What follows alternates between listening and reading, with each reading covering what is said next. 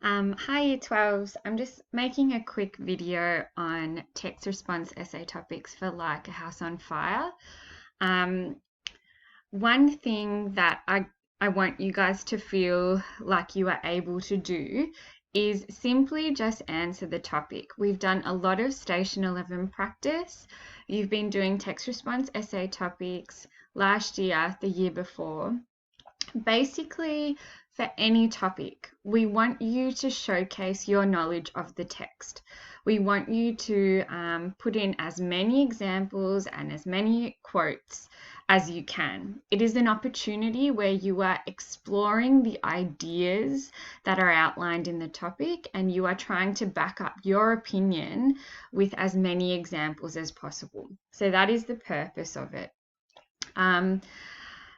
When you receive a topic, your task is to come up with a point of view or an opinion. And I've mentioned previously that you kind of always agree to an extent and disagree to an extent. The reason why you do so is because you are showcasing to whoever is marking your essay that the books that you are looking at have complex answers and insight. So it's not just 100% this is the answer every single time. You have thought about the book and you are trying to tell me, well, it's not so simple. Here are some ways that this could be true. Here are some other ways that this could not be true. And that is why we ask you to come up with a complex and an insightful response, basically where you are acknowledging that there are many different reasons and there could be a reason why you agree and a reason why you disagree. So when people say that there is no right or wrong answer in an essay, they're right, but you need to be able to back up your opinion with evidence. This is why I've written down the stories that we have covered here so that you can start thinking about examples that might apply. So remember, like from Station 11, the first thing that we need to do is highlight the keywords. Okay, so we've got a topic here. Although many of Kennedy's stories paint a sad picture of the world, there are moments of hope. Discuss. Okay, so remember, this topic is asking us, well, do you agree that Kennedy's stories paint a sad picture, but there are moments of hope? Or do you disagree? And remember, we're wanting to acknowledge, yes, potentially a lot of Kennedy's stories are sad, and we're going to talk about all the different reasons. However, there are moments of hope. So you are kind of disagreeing by saying, no, they're quite positive at the end. But you can also say, actually, yeah, some stories are quite negative or they showcase how relationships can go sour. So you decide what you want your arguments to be. So what I'm going to do first is just highlight the keywords, which is what you always need to do. So I think we need to discuss how the stories are sad and how there are moments of hope. And then discuss is also a keyword. Well, yeah, can't highlight. Okay, so I've got my two keywords here, and just for the purposes of planning, I'm just going to put it here.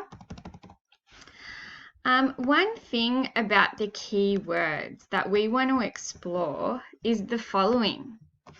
In our paragraphs, we want to really talk about these three questions, and obviously we can't talk about everything. We just do the best we can.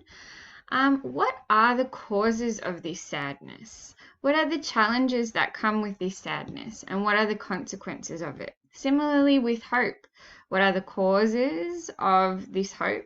What are the challenges? And what are the consequences?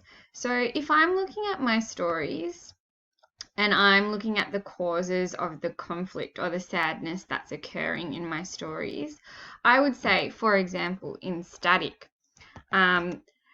it's because whatever her name is, the wife wants a baby, and the guy doesn't really know if he wants to. And similarly, he's seeing like the wife is not really caring. So I would say the causes of the conflict in static are because of unmet expectations and lack of care. In flexion, I would say the conflict again is lack of care. Frank does not care about his wife. And he only realizes it when tragedy unfolds. Yeah. And then lack of communication. Remember how she had the miscarriage and Frank didn't want to talk about it? Yeah. In 72 Derwents, a lot of the conflict is arising from their socio-economic status. Yeah, how they don't have money, etc. In Like a House on Fire, I would say similar. It's lack of communication and unmet expectations. Claire expects her husband to do all of these things, but he can't do it. And similarly, the narrator just wants life to be as normal, wants control, but he doesn't have it. So you could even talk about lack of control. In Waiting, the conflict occurs from, unexpected circumstances, the miscarriages. And remember how I talked about it's internal conflict, not external conflict. And in Ashes, the conflict is again internal. It's Chris in himself. It's lack of acceptance at who he is, but also unmet expectations in the family. Mum and Dad want Chris to be a certain way, want Chris to have kids. They can't accept that Chris is gay. And similarly, Chris has in his head that his parents are really unaccepting. His parents haven't tried, but he realizes later on that they have, and they're doing the best they can as well. And he's been a little bit unfair. So this is how you do your initial brainstorm. Yeah, you have to put in that work first, and that's exactly what I'm doing. And then I have to do the same thing with hope. I'll just get rid of this. And it takes a little bit of time initially, but this is how you come up with a response. And this is why people's essays are really detailed, because they've done this thinking and they've practiced a few times, you know what I mean? So in hope, so let's see, where was hope in static? Now static ended up being at the end, he realizes that he doesn't want to be with his partner anymore. So it's not hope in terms of a happy ending, but it's hope in terms of insight. He gains that clarity into what he wants out of his life. Inflection, how come they connected at the end? I think it's because of empathy. Yeah, Frank is given, because of his circumstances, he realizes how much he depends on his wife and he cares for her. And then she also sees how much he's trying and knows that she has to be the strength for them both. In 72 Derwents, I think the hope comes from resilience. She's a child. She's got supportive adults, such as Ellie and Mrs. Carlisle. And, she's kind of ready to move forward. In Like a House on Fire, I think empathy and humor is the reason why they connected at the end. In Waiting, again, it is love and empathy. She loves Pete and she can see that Pete is doing what needs to be done. And so similarly, when she loses another baby, she's like, right, this has happened. For my husband and for myself, I just do what we need to be doing and then I let it go. And it comes from that love and empathy. And in Ashes, he has this moment of insight that his dad actually tried to make an effort, and so did Mum, and they just did the best that they can, and he kind of wasn't giving them a chance. So again, he has a moment of insight on that pier. And it comes from being able to show empathy. So we've got a pretty consistent pattern here that there are moments of hope, and that comes from having a little bit of clarity and a little bit of empathy. Okay, so I've done my brainstorm here. Now I just have to figure out what my 3 arguments are. Okay, I'm thinking I have a lot to say about what is causing the sadness. And I have a pretty consistent pattern on what is causing some hope. And I'm also going to mention how static shows something a little bit different because it's not really like a happy ending. So what I will do here is I think one of my paragraphs might be on, if I see here, I've got unmet expectations. I've got unmet expectations here. I've got unmet expectations here. And then I've also got lack of communication and lack of care a couple of times. So I'm noticing 2 patterns there. That's what you need to do. You need to, from your brainstorm, try and notice patterns that you can group in paragraphs. So I might say something like characters experience sadness from unmet expectations and unexpected circumstances in relationships. And I already know from my brainstorm, I'm going to be talking about ashes, I'm going to be talking about waiting, I'm going to be talking about like a house on fire, I'm going to be talking about static. Okay, and that I know from my brainstorm. My next step would be to get quotes.